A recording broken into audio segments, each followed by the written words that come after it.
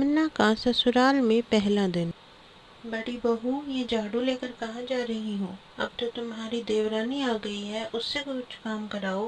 कोई बात नहीं माँ जी, आज तो मैं ही कर लेती हूँ। अभी तक शायद वो उठी ही नहीं होगी।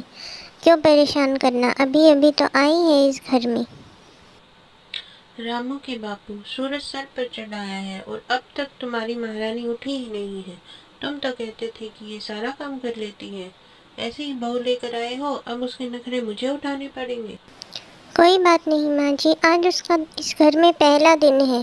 मैं उसे धीरे धीरे सारे काम सिखा दूंगी। अभी वो इस घर के तौर तरीकों को नहीं जानती है। आप चिंता मत कीजिए, धीरे धीरे वो सब कुछ सीख जाएगी। क्या कहा? तुम सिखा दोगी? तुम्हें याद है तुम्हें इस घर के तौर तरीके सीखने में कितना वक्त लगा था? अगर ऐसे ही तुम उसे सिखाती रही तो मेरे घर है। अब क्या चाहती हो? नई बहू आई हुई छोटे बच्चे की भी जिंदगी खराब कर दे। अरे भाग्यवान, अब चुप भी हो जाओ। क्यों सुबह सुबह झगड़ा करती हो? काम ही तो है, उठ करके कर लेगी। नहीं तो बड़ी बहू आज तक भी करती आई है, आगे भी कर ले। माँ, मेरे ऑफिस जाने का समय हो गया है, मैं चलता हूँ। शाम को आते आते शायद मुझे देर हो जाएगी। मेरा इंतजार मत करना और खाना खा लेना। और घर में थोड़ी शांति बना के रखो। ऐसे झगड़े करने से कुछ नहीं होता है। ऐसा कहकर रामू अपने ऑफिस के लिए निकल। भाभी भाभी, आपको माँ बुला रही है, जल्दी मेरे साथ चलिए। भैया भाभी, आज माँ बहुत गुस्से में है। पता नहीं उन्हें क्या हुआ है, सुबह सुबह चिल्ला रही है। माँ की तो ये रोज की आदत सी हो गई है, जब देखो चिल्लाती रहती है। कभी बड़ी भाभी पर, कभी किसी पर, कभी किसी पर। हाँ भैया, लेकिन आज तो मुझे लगता है वो छोटी भाभी पर बहुत गुस्सा है। भाभी आप मेरे साथ जल्दी चलिए, वरना माँ हम दोनों को डांटेगी। इतनी देर कहाँ रह गई थी।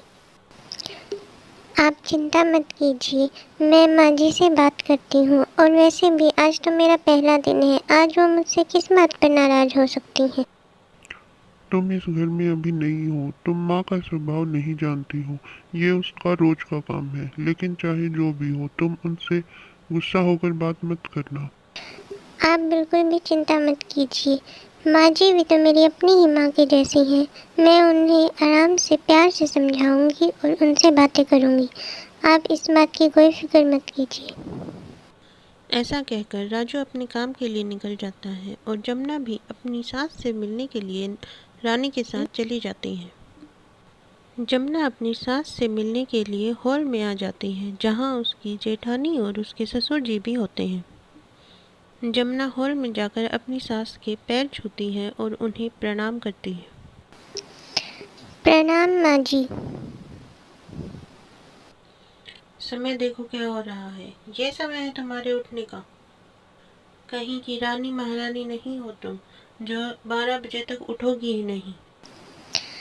माँ जी उसे मत डांटिए, आज उसका इस घर में पहला दिन है। कल से वह सुबह जल्दी उठ जाया करेगी और घर के सारे काम में मेरी मदद किया करेगी। आप चिंता मत कीजिए। हाँ भाग्यवान, अब रहने भी दो। आज बहू का इस घर में पहला दिन है। क्या पहले दिन ही तुम बहू पे इस तरह से नाराज होगी, उस पर गुस्सा करोगी? आप इन सब के बीच में मत बोलिए। ये इस घर का अंदरूनी मामला है, जो औरतें अपने आप सुलझा लेंगी। आप अपनी चाय पीजिए और अपना काम कीजिए। ये मेरा मामला है, मैं अपने आप देख लूंगी किससे कैसे बात करनी है। माँ जी, इसकी तरफ से मैं आपसे माफ़ी मांगती हूँ। आप इसे माफ़ कर दीजिए, मैं इसे सारे काम सिखा दूंगी। कल से कोई गलती नहीं होगी। नहीं बड़ी बहू, इसे आज ही समझाना होगा। ये इसका घर नहीं है, ससुराल है। इसने क्या सोचा था, वहां जाकर सास इसको प्यार करेगी और अपनी बेटी की तरह रखेगी? नहीं, ये इस घर की बहू है तो बहू की तरह ही रहेगी। माँ जी मुझे आज माफ़ कर दीजिए। मैं कल से जल्दी उठकर घर का सारा काम कर दिया करूँगी और आपकी सेवा भी करूँगी। बस आज के दिन मुझे छोड़ दीजिए। ऐसा कहकर जमुना किचन में चली जाती है और वहां जाकर जोर जोर से रोने लगती है। तभी वहां रानी आ जाती है और अपनी भाभी से उसके रोने का कारण पूछती है। भाभी क्या हुआ, क्या कहा माँ ने? क्या माँ ने आप पर बहुत गुस्सा किया? आप रोइए मत। रानी तुम्हें पता है, मेरे माता पिता ने मेरी शादी बड़े घर में इसलिए की थी ताकि उनकी बेटी यहाँ आराम से रहे।